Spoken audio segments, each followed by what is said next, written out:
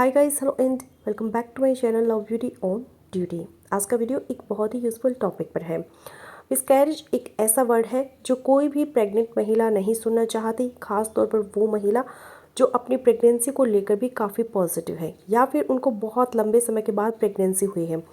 तो आपको ये पता होना बहुत ज़्यादा ज़रूरी है कि मिसकैरेज से पहले आपको कौन कौन से सिम्टम दिखते हैं जो कि बता देते हैं कि मिसकैरेज होने के चांसेस हैं, और इस कंडीशन में आपको डॉक्टर से मिलना चाहिए। दूसरी चीज़, मिसकैरेज के रीजंस क्या होते हैं, कौन से सबसे ज़्यादा कॉमन रीजन होते हैं और कौन से रीजंस जो आप अवॉइड कर सकते हैं, उसके बारे में भी आपको पता होना बहुत ज़्यादा ज़रूरी है। और किन महिलाओं में कितने % चांसेस होते हैं कि उनका मिसकैरेज हो जाएगा, ये सारी जानकारी जो होती है वो आपको प्रेगनेंसी के दौरान है वो काफ़ी हेल्प कर सकते हैं। तो आप इस वीडियो को एंड तक ज़रूर देखें, क्योंकि इस वीडियो में हम इसी के बारे में बात करेंगे। और अगर आपको वीडियो पसंद आए तो वीडियो को लाइक करके चैनल को सब्सक्राइब करना बिल्कुल मत भूलिएगा। तो चलिए शुरू कर लेते हैं आज के इस वीडियो को। तो सबसे पहले बात करते हैं कि मिसकैरेज के चांसेस कितने होते हैं। देखिए, ये डिपेंड करता है आपकी एज के ऊपर। एक जो फीमेल होती है उसकी एज जैसे जैसे बढ़ती है वैसे वैसे मिसकैरेज के चांसेस भी बढ़ते जाते हैं। और इसीलिए कहा जाता है कि 30 से नीचे की जो फीमेल होती है, 30 ईयर्स के नीचे की जो फीमेल्स है, उनको प्रेगनेंसी बहुत ईजी कंसीव हो जाती है और उनको प्रेगनेंसी बड़े आसानी से कंटिन्यू भी हो जाती है। लेकिन जैसे जैसे ये एज फैक्टर बढ़ता है वैसे वैसे आपको मिसकैरेज के चांसेस भी वह बढ़ जाते हैं। तो अगर आपकी एज 35 से नीचे है तो 15 पर चांस होता है, यानी कि 100 में से सिर्फ 15 ऐसे कंडीशन होते हैं जहां पर मिसकैरेज हो जाता है। लेकिन वहीं पर अगर आपकी एज 35 से लेकर के 45 के बीच में चली जाए, क्योंकि आजकल का मॉडर्न डे हो गया है, हम 28-29 पर शादी करते हैं और उसके बाद लगभग 3 से 4 साल एक कंफर्टेबल रिलेशनशिप और एक दूसरे के बीच में अंडरस्टैंडिंग, ये सब इन सब चीज़ों को डेवलप करने में हम अपना टाइम है वो निकाल देते हैं। तो 35 से 45 की एज में जो चांसेस होते हैं वो लगभग 35% तक बढ़ जाते हैं, यानी कि 20 से लेकर 35% कंडीशंस में मिसकैरेज है वो हो जाता है। और अगर एज 45 से ऊपर हो गई है तो लगभग 50% चांस होता है कि मिसकैरेज में कन्वर्ट हो जाएगी प्रेगनेंसी। अब बात करते हैं सबसे पहले कॉमन रीजन की, जिसकी वजह से जो प्रेगनेंसी होती है वो रिस्क में कन्वर्ट होती है। तो उसका सबसे पहला कारण होता है क्रोमोसोमल एबनॉर्मलिटीज। अब इसका मतलब ये होता है कि जब बेबी फॉर्म होता है तो उस टाइम पर क्रोमोसोम के कॉम्बिनेशन से ही बेबी का स्ट्रक्चर है वो डेवलप हो रहा होता है। लेकिन अगर नेचर को महसूस होता है या आपकी बॉडी को महसूस होता है कि क्रोमोसोमल एबनॉर्मलिटीज़ है, तो उस कंडीशन में बेबी की डेवलपमेंट आगे नहीं होती और यह मिसकैरेज में कन्वर्ट हो जाता है। इसके अलावा भी कुछ कंडीशंस होते हैं, जैसे कि मैंने अभी आपको बता दिया था कि जो माँ है उसका एज क्या है।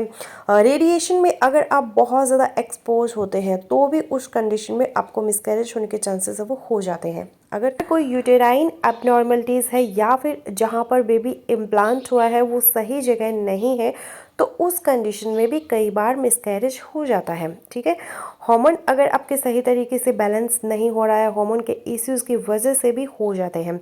एनवायरनमेंट फैक्टर्स जो होते हैं उनके ऊपर भी डिपेंडेंसी होती है। कोई इन्फेक्शन अगर आपको लग गया है तो उस वजह से भी उस कंडीशन में भी मिसकैरेज है वो हो जाता है। तो मिसकैरेज के बहुत रीज़न हो सकते हैं और सभी को एक्सप्लेन करना थोड़ा सा मुश्किल है। तो लेट्स अंडरस्टैंड कि मिसकैरेज के कई कारण होते हैं, लेकिन सबसे ज़्यादा कॉमन कारण होता है क्रोमोसोमल एबनॉर्मलिटीज़। ठीक है, अब बात करते हैं कि मिसकैरेज से पहले आपको कौन कौन से सिम्टम दिखाई देंगे। तो अगर आपको बैक में माइल्ड से सीवियर पेन हो रहा है और आपकी प्रेगनेंसी है तो आपको समझ लेना चाहिए कि आपको मिसकैरेज होने का प्रोसेस शुरू हो गया है।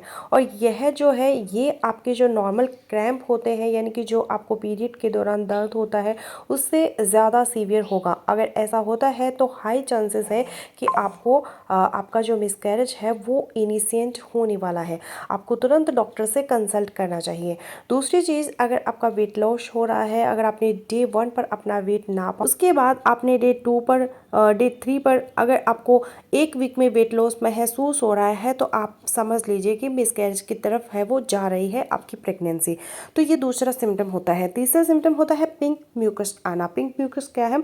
जैसे ही आप प्रेगनेंसी कंसीव करती है तो जो आपका प्राइवेट पार्ट होता है यूट्रस यूट्रस के पास में जाकर के एक कैप लग जाता है ताकि कोई भी इन्फेक्शन है वो अंदर ना जा पाए और बेबी पूरी तरीके से सुरक्षित रहे। लेकिन अगर ये लीक हो रहा है और उसके साथ ये पिंक हो रहा है तो इसका चांस ये है कि अंदर हल्की फुल्की ब्लीडिंग हो रही है जो वाइट म्यूकस में मिक्स हो रही है और उसकी वजह से पिंक होकर के ये बाहर निकल रही है। तो ये भी सिम्टम देता है कि आपको मिसकैरेज होने वाला है। चौथा सिम्टम, अगर आपको कोई भी टिश्यू दिखाई दे रहा है, आपके प्राइवेट पार्ट से टिश्यू डिस्चार्ज हुआ है, तो आपको तुरंत डॉक्टर के पास जाना चाहिए। वेट नहीं करना, बिल्कुल भी आपको सोचना नहीं है। और अगर आपको जो साइंस ऑफ प्रेगनेंसी, आपको साइंस ऑफ प्रेगनेंसी दिख रहे हैं, अब आपको साइंस ऑफ प्रेगनेंसी नहीं पता, तो उसके ऊपर हमने ऑलरेडी वीडियो बनाई है कि आपको प्रेगनेंसी के दौरान कौन कौन से सिम्टम दिखाई देते हैं। तो यहाँ पर मैं लिंक डाल दूंगा आई कार्ड में, आप उस वीडियो को भी चेक कर सकते हैं।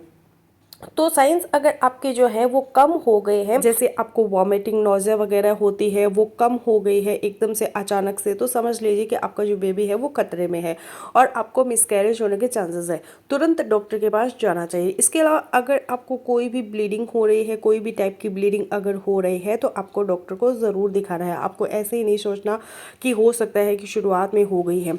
कई जगहों में आपने कई वीडियोस में मिलेगा आपको कि कुछ कुछ कंडीशंस में ब्लीडिंग हो सकती है।